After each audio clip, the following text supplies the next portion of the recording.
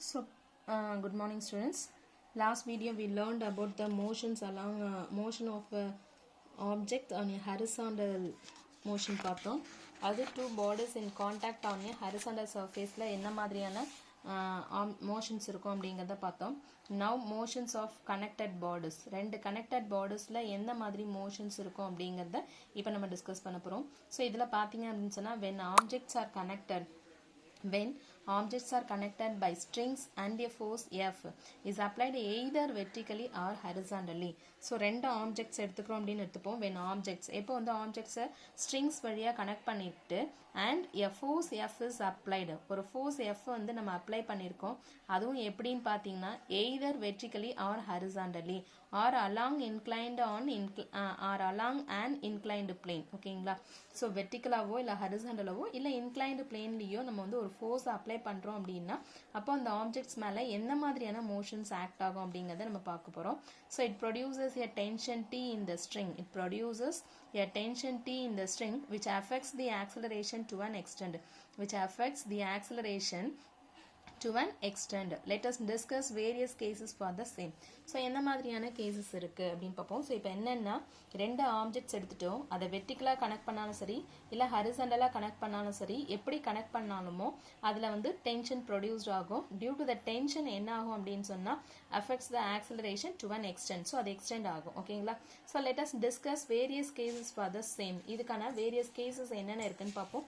So we are having two kinds of cases. ஒன்று வந்து vertical motion, இன்னொன்று வந்து horizontal motion. So vertical motion அப்படின்னு பார்த்தீங்க அப்படின்னு சொன்னால் கன்சிடர் டூ பிளாக்ஸ். வெர்டிக்கல் மோஷனை பார்த்தோம் அப்படின்னு சொன்னால் consider two blocks of masses m1 and m2. இதில் பார்த்தீங்க அப்படின்னு சொன்னால் m1 is greater than m2 connected by a light and inextensible string that passes over a புள்ளி. ஓகேங்களா? ஸோ வந்து என்ன பண்ணியிருக்கோம், m1 m2 ரெண்டு மாசஸ் எடுத்து டூ பிளாக்ஸ் எடுத்திருக்கோம். அதனுடைய மாசஸ் m1 m2. இதில் m1 வந்து m2 விட அதிகமாக இருக்கிற மாதிரி, m1 மாஸ் வந்து m2 விட அதிகமாக இருக்கிற மாதிரி எடுத்துட்டு அதை வந்து லைட்டாக இருக்கிற இன்எக்ஸ்டென்சிபிள் அந்த மாதிரியான ஒரு ஸ்ட்ரிங் கூட கனெக்ட் பண்ணியிருக்கோம். பாசஸ் ஓவர் ஏ புள்ளி வழியாக, அந்த புள்ளி வழியாக பாஸ் பண்ணியிருக்கோம். ஓகேங்களா? ஸோ இதில் வந்து பார்த்தோம் அப்படின்னு சொன்னால் let the tension in the string be T. ஸ்ட்ரிங்கில் டென்ஷன் வந்து டீன்ற ஸ்ட்ரிங் டென்ஷன் இருக்கிறதா எடுத்துக்கிறோம். And acceleration a. எவ்வளோ ஆக்சலரேஷன் இருக்குது அப்படின்னு சொன்னால் ஏங்கிற ஆக்சலரேஷன் இது உள்ளார பாஸ் ஆகுது. ஓகேவா? When the system is released both the blocks start moving. So இப்போ என்ன பண்ணுறோம், இந்த சிஸ்டம் இப்போ ரிலீஸ் பண்ணிட்டோம் அப்படின்னா இப்போ இந்த ரெண்டு பிளாக்குமே மூவ் ஆக ஆரம்பிக்கும். அதுவும் எப்படி பார்த்தீங்க அப்படின்னு சொன்னால் m2 வந்து லைட் மாஸ் அப்படிங்கிறதுனால இது மேலே போகும், m1 வந்து ஹெவியஸ்ட் மாஸ் அப்படிங்கிறதுனால கீழே இறங்கும். ஓகேங்களா? அதுவும் எவ்வளோ ஆக்சலரேஷனா ஏங்கிற ஆக்சலரேஷனில். Right? The gravitational force m1g on mass m1 is used in lifting the mass m2. So இப்போ இது வந்து m1ன்ற மாஸ் வந்து கிரேட்டஸ்ட் மாஸ், ஹெவியஸ்ட் மாஸாக இருக்கிறதுனால இந்த பிளாக் என்ன பண்ணும் அப்படின்னு சொன்னால் இது இப்படி கீழே இறங்கும் பொழுது it will lift the mass m2. இது மாஸ் m2வை மேலே லிஃப்ட் பண்ணும், மேலே தூக்கிட்டு வரும். ஸோ அப்போ m1 mass lifting the mass m2. Okay? the upward direction is chosen as y direction. So அதாவது நம்ம என்ன எடுத்துக்கிறோம், xyz ஆக்சிஸ் அப்படின்னும் போது ஹரிசாண்டலாக x ஆக்சிஸ்னும் வெர்டிக்கல் upward direction y ஆக்சிஸ்னும் நம்ம எடுத்துக்கிறோம். ஸோ இதுக்கான ஃப்ரீ பாடி டயக்ராம் ட்ரா பண்ணோம் அப்படின்னு சொன்னால் எப்படி ட்ரா பண்ணுவோன்னு பார்ப்போம். m1 மாஸ்க் எடுத்தோம் அப்படின்னு சொன்னால் m1g அது மேலே ஆக்ட் ஆகக்கூடிய ஒரு ஃபோர்ஸு டீங்கிற டென்ஷன். அதே மாதிரி m2 எடுத்தோன்னா m2gங்கிற gravitational force and then tension force. இது ரெண்டு ஃபோர்ஸும் இது மேலே ஆக்ட் ஆகிட்டு இருக்கும். ஓகேங்களா? ஸோ இப்போ என்ன பண்ண போகிறோம்னா நியூட்டன்ஸ் லாவை யூஸ் பண்ண போகிறோம். So applying Newton's second law on mass m2 மேலே வந்து நியூட்டன் செகண்ட் லாவை நம்ம அப்ளை பண்ணுறோம் அப்படின்னு சொன்னால் இதுதான் m2. ஓகேங்களா? ஸோ இப்போ இந்த m2 மேலே என்னென்ன ஃபோர்ஸ் இருக்குன்னு பாருங்கள். m2 மேலே m2g and gravitational force. So இப்போ டென்ஷன் ஃபோர்ஸ் இருக்கா? ஸோ இது வந்து எந்த டைரக்ஷனில் மூவ் ஆகுதுன்னு பாருங்கள், m2g. அப்போது ஒயில் நெகட்டிவ் ஆக்சிஸில் இருக்குது, அதனால் m2g. இப்போ இதை எழுதணும் அப்படின்னு சொன்னால் எப்படி எழுதணும்னா மேலே y ஆக்சிஸ் மேலே போயிட்டுருக்கு t. ஸோ அதனால் y ஆக்சிஸில் பாசிட்டிவில் டென்ஷன் இருக்குது. ஸோ அதனால் tj கேப் நெகட்டிவ் y ஆக்சிஸில் இருக்கிறதுனால -m2g இன்ட்டு ஜே கேப். ஓகேங்களா? ஸோ அப்போ அது இல்லாமல் இங்கே என்ன ஆகுது, இந்த பிளாக் வந்து மூவ் ஆகுது எந்த டைரெக்ஷனில், அதுவும் பாசிட்டிவ் ஒய் ஆக்சிஸில். ஸோ அப்போ m2 acceleration a, m2 a j cap. ஓகேங்களா? ஸோ இதுதான் அப்ளைங் நியூட்டன் செகண்டில் அப்ளை பண்ணும்போது இந்த ஃபார்முலா கிடைக்கும். ஸோ இதில் left hand side of the above equation is total force that acts on m2 and the right hand side is the product of mass m2 and acceleration. So அது இன்னும் உங்களுக்கு சிம்பிளாக சொல்லணும் அப்படின்னா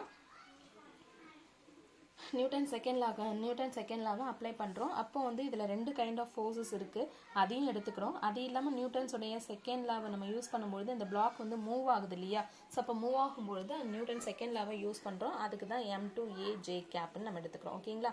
இது நெகட்டிவ் ஒய் ஆக்சிஸ், இது positive Y axis, இது positive Y axis. இப்போ என்ன பண்ணுறோம், காம்போனண்ட்டை மட்டும் எடுத்து எழுதுகிறோம் அப்படின்னு சொன்னால் அப்போ t minus m2g is equal to m2aன்னு கிடைக்கும். Similarly, applying Newton's second law on mass m1 மேலே அப்ளை பண்ணுறீங்க அப்படின்னு சொல்லும்போது என்ன ஆகும் அப்படின்னு சொன்னால் இங்கேயும் பார்த்தீங்க அப்படின்னா இங்கே மைனஸ், அதாவது ஒய் ஆக்சிஸில் தான் இருக்குது, மைனஸ் இது ப்ளஸ்ஸு அகெயின் கீழே தான் இறங்குது. இந்த பிளாக் m1 வந்து கீழே இறங்குது. So negative y axis. அப்போது tj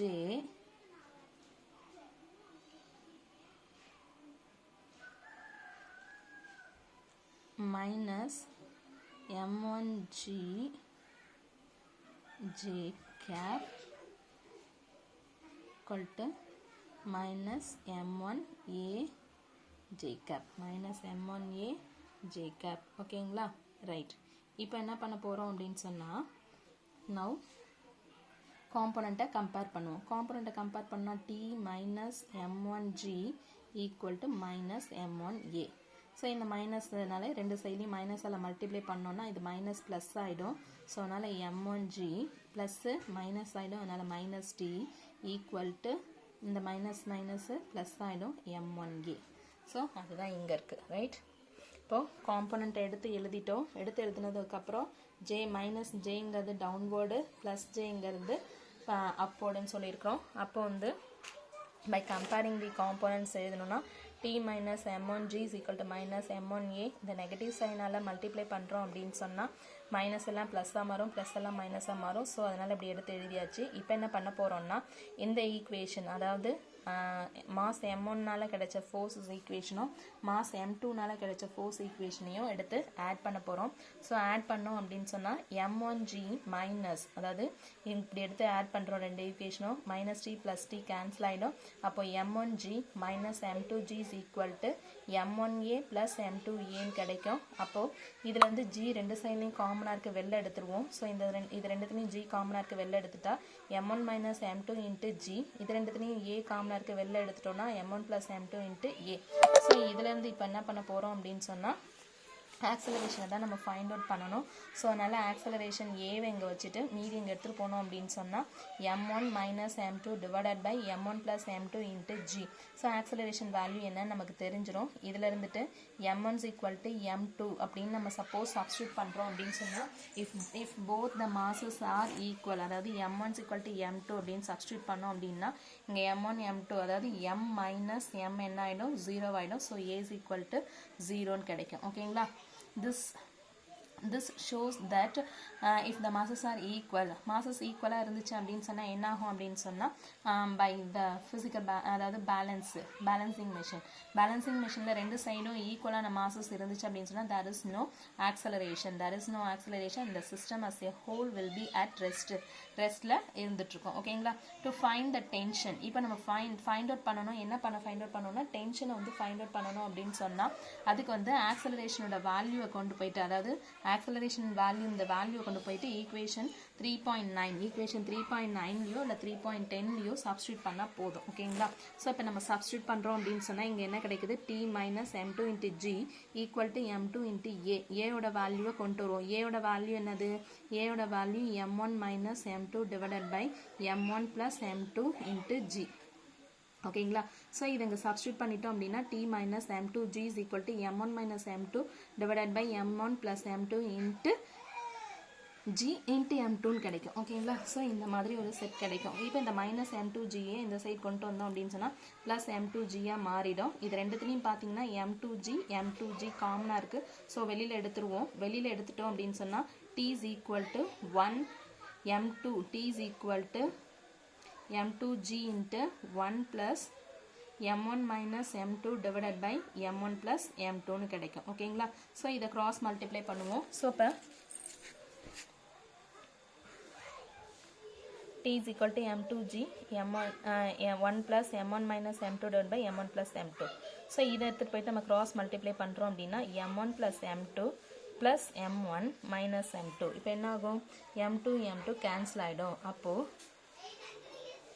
m1 2 times of m1 ஓகேங்களா அப்போ 2m1 m2g divided by m1 plus m2 into g t is equal to 2 times of m1 m2 divided by m1 plus m2 into g ஓகேங்களா so this equation gives only magnitude of acceleration இது என்ன கொடுக்கும் அப்படின்னு சொன்னா magnitude of acceleration மட்டும் தான் கொடுத்துக்கும் இது 3.12 magnitude மட்டும் தான் கொடுத்திருக்கு இந்த ஈக்குவேஷன் சப்போஸ் இது டைரக்ஷன் வெக்டாரோட நம்ம சொல்லணும் அப்படின்னு சொன்னா ஏன்னா இங்க மாஸ் m2 எடுத்தீங்க அப்படின்னு சொன்னா மேலே போகுது m1 கீழே வருது அதை வச்சு நம்ம கொடுத்தோம் அப்படின்னு சொன்னா மாஸ் m1 எங்க வருது கீழே வருது அப்ப நெகட்டிவ் y ஆக்சிஸ்ல இருக்கு அதனால நெகட்டிவ் போடுவோம் மாஸ் m2 வந்து மேலே போகுது பாசிட்டிவ் y ஆக்சிஸ் அதனால பிளஸ்ல வரும் so a is equal to minus of m1 m2 divided by m1 plus m2 into g j cap in vector notation mass m2 மேல கிடைக்கக்கூடிய acceleration in vector notation a vector is equal to m1 minus m2 divided by m1 plus m2 into g j cap this is the